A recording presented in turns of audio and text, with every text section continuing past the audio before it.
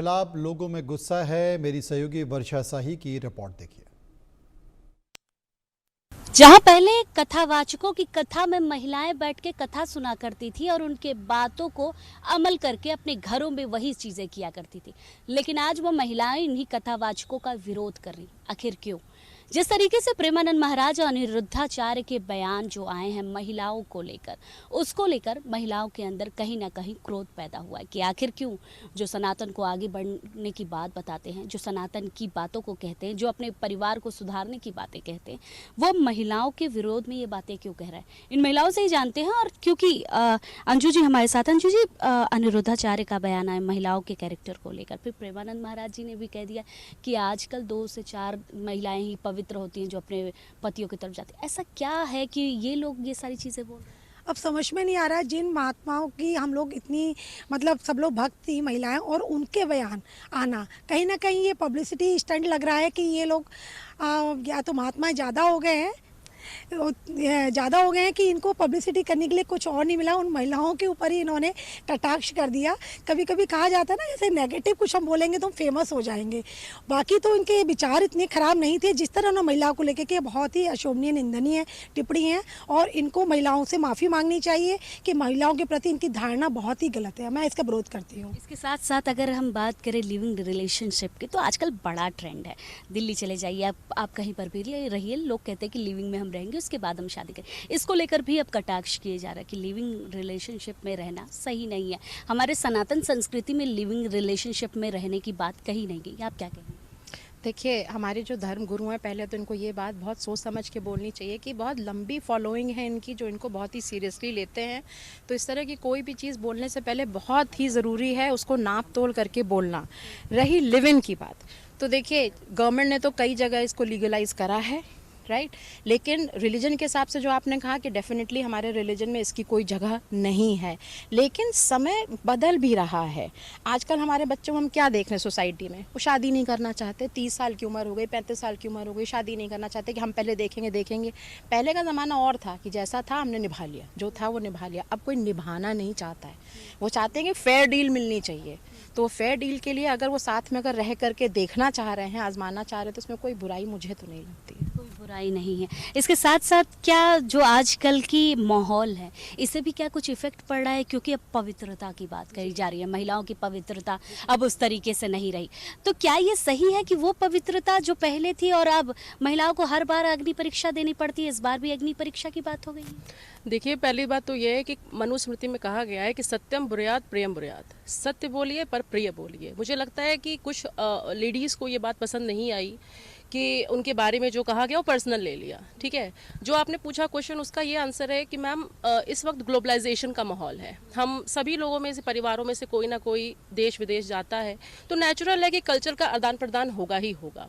और western culture हमें attract करेगा, वहाँ के कुछ लोग हमारे कल्चर को अडॉप्ट करना चाहेंगे। तो ये चीज़ें साथ ही साथ 10 दशक बदलती रहती हैं। इसमें इतना ज़्यादा हाइप देने की ज़रूरत नहीं है। पवित्रता दिल की होनी चाहिए, और अगर औरतें पवित्र नहीं हैं तो मर्द भी कहाँ पवित्र हैं। जो औरतें अपवित्र होकर कहीं जाती होंगी, सो कॉल्ड, जो जैसा इन्होंने कहा है, तो मर्द भी तो उसी तहत ही अपवित्र होंगे। तो सिर्फ एक महिलाओं को टारगेट करना, 50% ऑफ द पॉपुलेशन को टारगेट करना इज़ नॉट फेयर। लगातार आप लोग भी अपने घरों में सुना करती होंगी प्रेमानंद महाराज को, अनिरुद्धाचार्य को, बड़ी सारी बातें निकल कर आती है, लेकिन महिलाओं को लेकर जिस तरीके से टारगेट किया जा रहा है और लगातार पवित्रता पर सवाल उठाया जा रहा है, इससे मन में क्या भाव आ रहा है इन लोगों के लिए? मैम, पवित्रता का क्या मापदंड है? कौन तय करेगा कि क्या पवित्र है, क्या अपवित्र? पहले तो ये बताइए हमको। जो मैंने कहा कि धर्म गुरु हैं, किस बेसिस पर आप तय कर रहे हैं कि एक व्यक्ति अपवित्र है और एक व्यक्ति पवित्र है? ये एक निजी इंडिविजुअल चॉइस भी होती है, पहली बात। दूसरी चीज़, धर्म के हिसाब से सिर्फ औरतों को लेबल कर देना कि भाई आप तो अपवित्र हैं या 100 में से 4, ये तो बहुत ही ऑब्जेक्शनेबल बात है। और जो धर्म गुरु, जिसमें से एक प्रेमानंद, स्वामी प्रेमानंद जी हैं, वो तो, उनको तो शायद कोई मैरिड भी नहीं है, तो उनको ये बात उनके कैसे आ गई कि 100 में से 4 ही लेडीज़ पवित्र हैं, बाकी अपवित्र नहीं हैं? ये तो ऑब्जेक्शनेबल है। ये चीज़ मुझे भी अच्छी नहीं लगी। मैं पर्सनली उनको फॉलो भी करती हूँ, मैं उनकी रील्स देखती हूँ, मैं उनके वीडियोज़ देखती हूँ, मैंने उनकी बताई हुई बहुत चीज़ों पर अमल करने की कोशिश भी करी है। लेकिन क्या कैटेगरी है अपवित्र की, कैसे आपने कह दिया कि 100 में से सिर्फ 4 होती हैं, जबकि इंडिया में कल्चर हमारा है कि हम लोग अपने हस्बैंड के लिए इतने डेडिकेटेड होते हैं कि आप देखिए कि मतलब पति कुछ कह दे तो वही लकीर है, वही हम करेंगे। जाने से पहले मैंने देखा है, मैंने अपनी माता जी को भी देखा है, हर चीज़ पूछ के करना। वो क्या पापा ने अगर कह दिया कि नहीं ये नहीं होना है तो नहीं होना है, मतलब husband is the head of the family, वो परिवार का मुखिया है। तो कैसे आप अपवित्र कह रही हैं? आप किस बेसिस पर पवित्र कहा गया? बिल्कुल सही बात है, किस बेसिस पे आप पवित्र कहा जा रहा है? क्योंकि आपके बारे में हमने अभी बातचीत की, आपके पास बहुएं भी हैं, क्या आपने भी यही कैटेगरी देखकर भी अपने परिवार में इन बहुओं को लाया था, या सोचा था कि वो भी आगे बढ़ेगी? नहीं, हमने सोचा था कि वो भी आगे बढ़ेंगे। सुनती रहती हैं प्रेमानंद महाराजा इन लोगों को? नहीं, उन लोगों को हम नहीं सुनते हैं। नहीं सुनती नहीं। हैं? इनकी बातें अमल नहीं करती हैं? नहीं हम लोग समाचार ही नहीं देखते। तो देखिए, क्योंकि जब आपके जीवन में इनका एक बहुत महत्वपूर्ण रोल होता है, जिनको आप अपने जीवन में अमल करते रहते हैं, और ऐसी लोगों की तरफ से जब इस तरीके के बयान आते हैं तो जाहिर सी बात है महिलाओं का क्रोधित होना बनता है।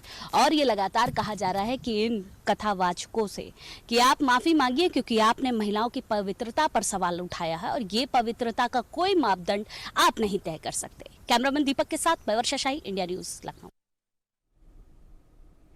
असल में महिलाओं को लेकर जिस तरीके से कथावाचक जो मन में आ रहा है वो कह रहे हैं, उससे देश की महिलाओं की श्रद्धा इन कथावाचकों से हटने लगी है। महिलाएं ऐसे कथावाचकों के खिलाफ खुलकर बातचीत कर रही हैं। छत्तीसगढ़ से हमारे सहयोगी दीपक की एक रिपोर्ट देखिए। धर्मगुरुओं के बयानों ने इस समय देश में सनसनी फैला रखी है, चाहे फिर वो प्रेमानंद जी महाराज हों, चाहे अनिरुद्धाचार्य हों और चाहे साध्वी ऋतंबरा हों। मामला ये हो चुका है कि ये लोग अब क्या पहने बच्चे, क्या नहीं पहने, कितने लड़कों के साथ रहें, कितनों के साथ ना रहें, क्या खाएं और क्या ना खाएं, किसे बॉयफ्रेंड बनाएं, किसे ना बनाएं, इन सब के ऊपर भी तर्क और कुतर्क करने लगे हैं। जनता समझदार है, बच्चे समझदार हैं, उन्हीं से समझ लेते हैं कि आखिर ये कह क्यों रहे हैं, अपनी टांग बीच में अड़ा क्यों रहे हैं, क्या ये जो कह रहे हैं वो सही है। इन सब तमाम मुद्दों पर उन बच्चों से बात करेंगे जिसको देश के प्रधानमंत्री युवा पीढ़ी कहते हैं, आने वाली वो पौध कहते हैं जो देश चलाएगी। कुछ बच्चे हैं कॉलेज के, उन्हीं से समझ लेता हूँ। कुछ बयान बहुत तेज़ी से वायरल हो रहे हैं, कपड़े क्या पहनोगे, बॉयफ्रेंड क्या बनाओगे, क्या नहीं बनाओगे, संस्कृति और तमाम सारी चीज़ें। सबसे पहला सवाल तो यही है कि ये लोग ऐसा कह रहे हैं तो क्या सही कह रहे हैं कि गलत? देखिए, सबसे पहले तो संस्कृति के नाम पे किसी के कपड़ों को क्रिटिसाइज करना मैं तो नहीं मानती। अगर आप देखोगे तो हमारे जो पुराने देवी देवताओं के जो हमको जो मूर्तियाँ दिखती हैं या पुरानी जगहों पे हम देखते हैं तो उनके कपड़े हम जानते हैं कैसे होते हैं। साड़ियाँ होती हैं। पहले के समय में औरतें, अभी ब्लाउज का प्रचलन है, अभी वो बोल देते हैं कि ब्लाउज इतना छोटा है, इसकी लेंथ ऐसी, इसका कट ऐसा है। जो क्रॉप टॉप है वो ब्लाउज सेम दिखते हैं, ठीक है। और पहले के समय में देवियाँ साड़ी से लपेट कर अपने आप को सिर्फ साड़ी से कवर किया करती थी। और अभी के टाइम पे जैसे लड़कियों को कपड़ों से क्रिटिसाइज किया जा रहा है कि अगर इसने कंप्लीट कपड़े पहने तो ये बहुत अच्छे घर की है, अगर इसने गलत कपड़े पहने हैं तो ये खराब घर की है, इसके आसपास का एनवायरनमेंट ऐसा है। तो सबसे पहले तो हमको ये सब बोलने वाला कोई नहीं होता है, क्योंकि हमारे माता पिता को पता है हम कैसे कपड़े पहनते हैं। हमारे माता पिता जानते हैं कि बच्चे कैसे हैं। हम घर में अपने माँ बाप के साथ 24 घंटे रहते हैं। जब वो कुछ नहीं बोलते हैं हमको कि आप ऐसे क्यों कर रहे हैं, आप ऐसे कपड़े क्यों पहन रहे हैं, तो ये तो कोई बात नहीं है कि कोई भी आके बोले। और रही बात बॉयफ्रेंड की, तो मैं लड़की हूँ, मैं बेसिक्स अपना एक्सपीरियंस बताती हूँ। मेरे मेल फ्रेंड्स भी ना हो, अगर मैं मेरे भैया के साथ भी घूम रही हूँ ना। एक सवाल है, उनका ये कहना है कि जिसके जितने ज़्यादा लड़के दोस्त होंगे उसका करेक्टर उतना ही डगमगा जाएगा, ये क्या है? देखिए, सबसे पहले तो ये हमारे धर्म गुरु ऐसा बोल रहे हैं, धर्म गुरु ऐसा बोल रहे हैं, वो सबसे बड़ी चीज़ है। तो ज्ञान बांटते हैं बैठ के। जी, कि पहले तो सबसे पहली बात कि किसी भी लड़की का कैरेक्टर डिसाइड नहीं कर सकते आप उसके कपड़ों से, उसके मेल फ्रेंड्स की क्वांटिटी से। कंटिन्यू तो महावीर, इनका ड्रेसिंग भी दिखाइएगा ना, तिलक भी लगाया है जबकि। आप कंटिन्यू कीजिए। ठीक है, तो आप ये जज नहीं कर सकते कि अगर मेरे आजू बाजू मेरे 4 भाई घूम रहे हैं वो लड़के, तो आप बोल दोगे कि मेरे 4 बॉयफ्रेंड है, 4 लड़कों के साथ घूम रहे हैं, चरित्रहीन है। ये कौन सी बात है, कहाँ की बात है? आपको पता है वो मेरे भाई हैं। कल को आप आके बोल दोगे कि ये तुम्हारे बॉयफ्रेंड्स है, तो मेरे पे क्या बीतेगी, मेरे भाइयों पे क्या बीतेगी? अगर मेरे बगल में एक लड़का खड़ा है, मैं उसे भाई भाई बोल रही हूँ, मैं उसे दोस्त बोल रही हूँ, और फिर उसके बाद 4 लड़के और आके खड़े हो गए कि अरे तू कैसी है, क्या हाल है, बढ़िया है। हम कॉलेज में हैं, हम यूनिवर्सिटी में हैं, हमारे 4 से 40 भी दोस्त हो सकते हैं, हम सबके साथ घूमें, हम सबसे बात करें, तो उसमें कोई ये नहीं बोल सकता है कि अगर इसके 40 दोस्त है तो ये कैरेक्टरलेस है। और पहली बात, संस्कृति के नाम पे आप ये नहीं बोल सकते कि हमारी संस्कृति की लड़कियां तो साड़ी पहन के घूमेंगी। देश आगे बढ़ रहा है, देश आगे बढ़ रहा है, ठीक है, देश आगे बढ़ रहा है, लोग आगे बढ़ रहे हैं, ड्रेसिंग सेंस नहीं चेंज करेंगे। अगर आप कहीं भी जाते हैं, एक बार मैं एक मीटिंग में गई थी, चलो आप कंटिन्यू करो, सवाल लूंगा। हाँ, मैं एक मीटिंग में गई थी, अब वहाँ पे एक लेडी साड़ी पहन के आई थी, तो सभी उसको देखकर कह रहे थे कि ये इसने कैसे कपड़े पहन के आई है, इस मीटिंग में तो किसी ने ऐसा पहना नहीं है। मीटिंग में तो जगह के हिसाब से ड्रेसिंग करनी पड़ती है, समय के हिसाब से बदलना पड़ता है। आप किसी को ये नहीं बोल सकते कि तुम 100 साल पुरानी सदी में जियो, आज की सदी में। एक और सवाल लूंगा, जिनको हमारे पेरेंट्स, हमारे दादा परदादा, हमारे माँ बाप भी माथा टेकते हैं, पूजते हैं, उनकी सभाओं में जाते हैं, उन लोगों को इस तरह की बातें करना शोभा देता है? सबसे पहले तो उनको ऐसी बातें करनी शोभा नहीं देती है। आप भगवान की पूजा करते हैं, भगवान के पास रहते हैं सदैव। भगवान ने कभी ऐसा नहीं कहा है कि किसी भी लड़की के साथ अगर 4 लड़के तो जाके उसको जज कर दो कि ये बुरे कैरेक्टर की है। फिर भी कह रहे, मेरे को कौन से ग्रंथ में लिखा है कि लड़की के अगर 4 दोस्त है? सबसे खूबसूरत बात है, मॉडर्न पहना है लेकिन तिलक लगाया, और तिलक जब कोई यहाँ लगाए तो उससे आप समझ लीजिएगा कि कितना पूजा पाठ करते होंगे। तो अब इनको कौन क्या समझाएगा, वो खुद इनकी बातों से सुन ले और समझ ले। इस टॉप को क्या कहते हैं? इस टॉप को, ये बॉडी सूट है काइंड ऑफ। तो बॉडी सूट, अब देखिए बॉडी सूट पहनने के बाद भी तिलक लगाया, आप उससे आकलन कर लीजिएगा। एक और है, जिस तरह के बयान ये लोग दे रहे हैं, आप कितना सहमत हैं या असहमत हैं? पहली बात तो मैं बिल्कुल भी सहमत नहीं हूँ इनकी बातों से, बिल्कुल भी नहीं, क्योंकि किसी के कपड़े से, किसी के हुलिये से या कोई लड़कों के साथ घूमता है उससे किसी का कैरेक्टर जस्टिफाई नहीं किया जा सकता, बिल्कुल भी नहीं किया जा सकता। क्योंकि लोग बोलते हैं कि लड़कों के साथ घूमती है तभी तुम्हारे साथ गलत होता है। हाँ, इस तरह की फिर बातें आती हैं। हाँ, जब कपड़े छोटे पहने हो तो तुम्हारे साथ गलत हो रहा है। ऐसा होता तो छोटी छोटी बच्चियों के साथ क्यों गलत हो रहा है? छोटी छोटी बच्चियों के साथ भी होता है। वो लोग ने कौन से छोटे कपड़े पहने थे, या वो कौन सा 4 लड़कों के साथ घूम रही थी?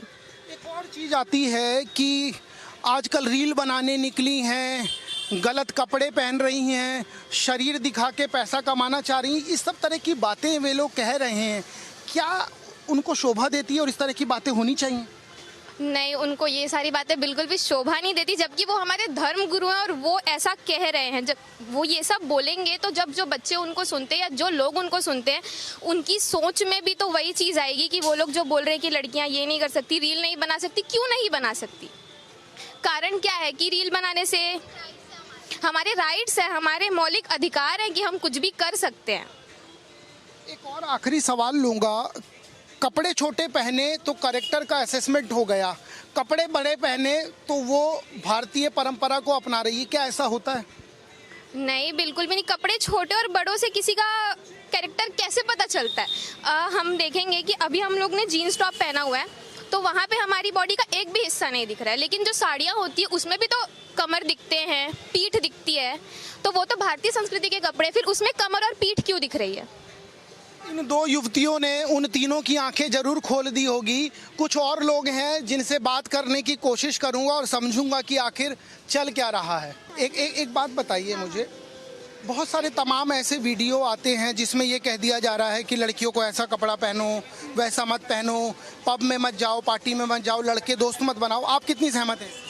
मैं बिल्कुल सहमत हूँ, क्योंकि दोस्त सबके होने चाहिए। हमारे भी दोस्त हैं, इनके भी दोस्त हैं, मतलब ऐसा गलत नहीं है कि लड़कों लोग के साथ घूमना गलत नहीं है।